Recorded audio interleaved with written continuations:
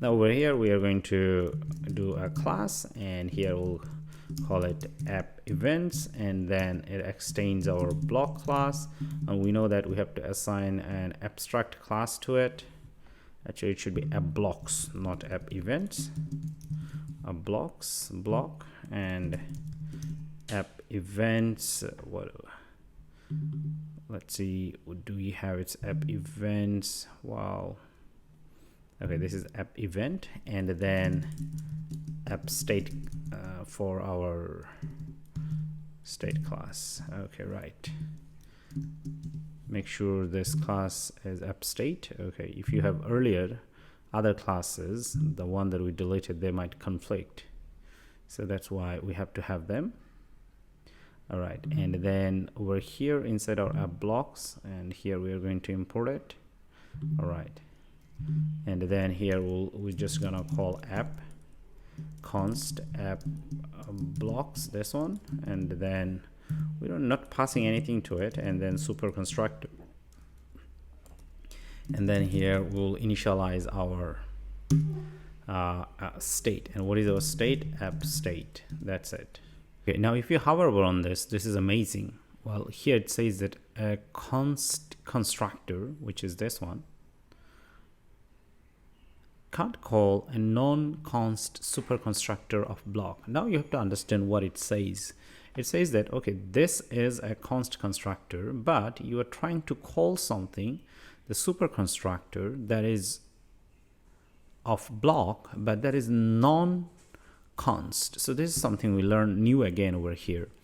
Just like over here I was talking, like if you have to call a superconstructor, then you have to make sure that superconstructor is also const. If you put const over here, okay, so your superconstructor also have to be superconstructor also has to be const. So that's the idea.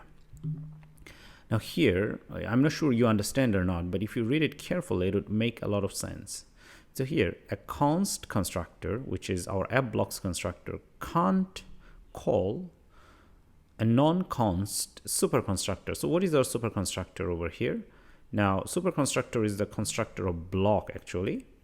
Now this is what we are doing, and it says that that superconstructor is non-const.